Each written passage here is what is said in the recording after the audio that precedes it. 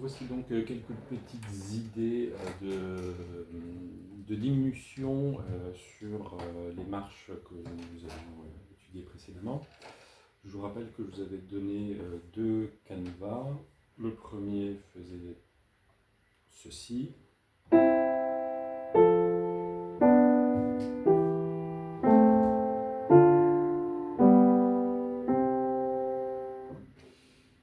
Et le deuxième, donc dans ce canevas-là, la basse et le soprano vont en direction contraire. Alors que dans l'autre, ils vont dans la même direction. Ça fait quelque chose comme...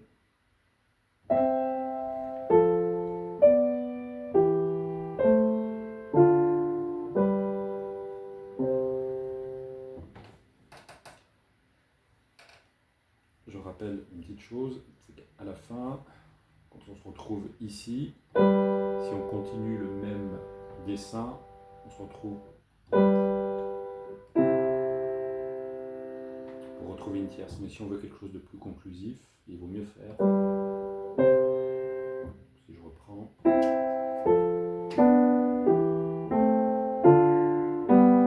soit je fais, soit dans un cas on a une tierce, c'est-à-dire une consonance imparfaite, moins conclusive. Dans l'autre cas, on a une octave, c'est-à-dire une consonance parfaite, qui a quelque chose de plus conclusif. Donc, on a deux canevas et on a la possibilité donc, de les diminuer, soit à la main droite, à la main gauche, ou les deux. Dans un premier temps, je pense que c'est quelque chose qu'on sera amené à retravailler par la suite. Je donne quelques idées de diminution très simples. Dans un premier temps, il vaut mieux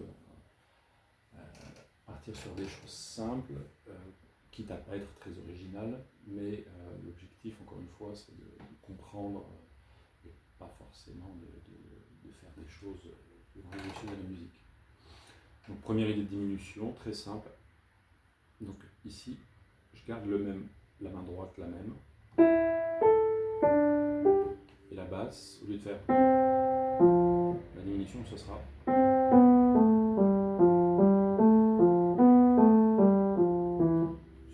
une diminution qui est assez couramment utilisée dans le répertoire. Donc ça donne ceci.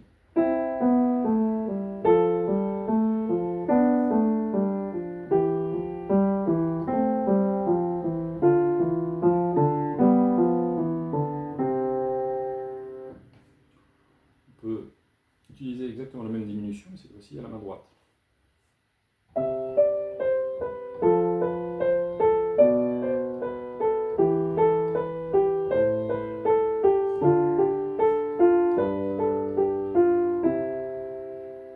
Ou à la fin, on peut aussi faire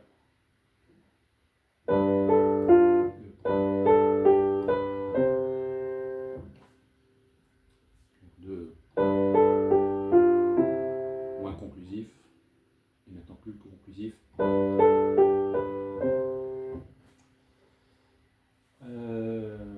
Maintenant, une idée de diminution.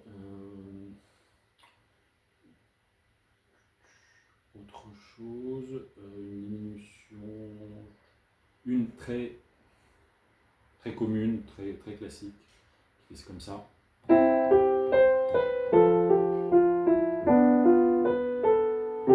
Pardon.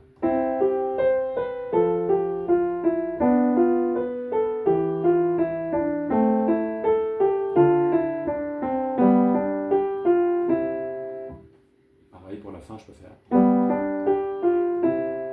Ou encore.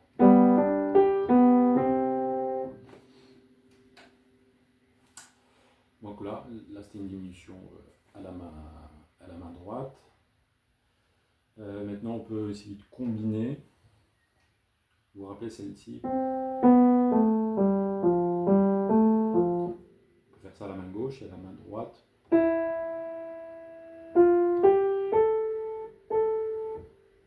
Ça donnerait ceci. Pardon.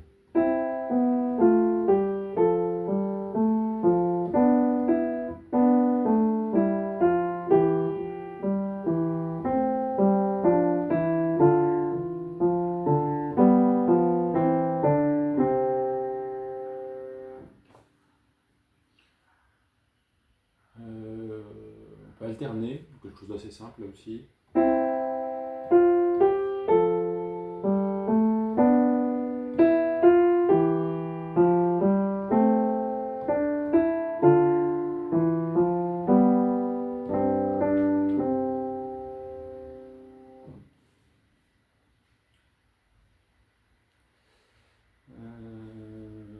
ne veux pas trop vous en donner non plus, parce que là aussi j'aimerais bien que vous cherchiez, vous en trouviez d'autres.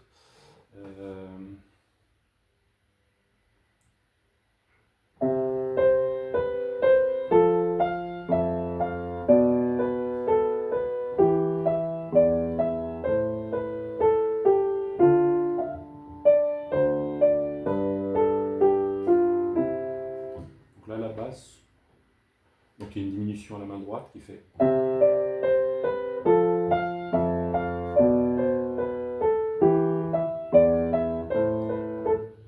Le principe c'est, bon la main droite ça fait. Et la main gauche c'est très simple. Au lieu d'avoir Do, Fa, Si, Mi, j'ai Do, Fa, Fa. Sur l'octave, Si, Mi, La.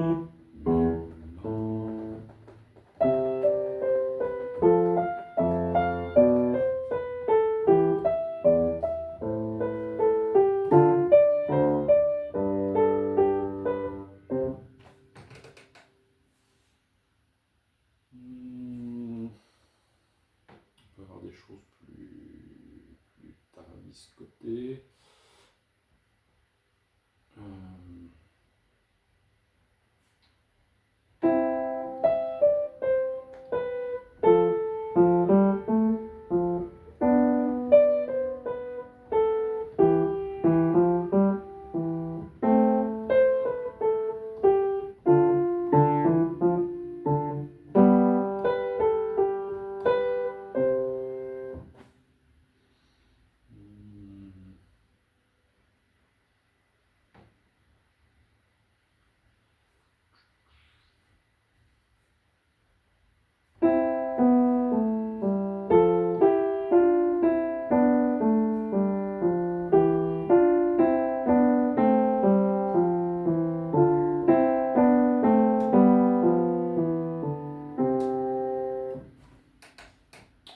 Voilà, quelques idées.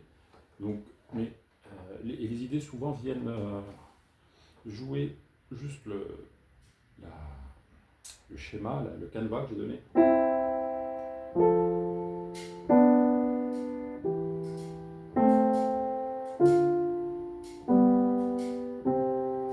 Et en jouant le canevas, les idées vont venir.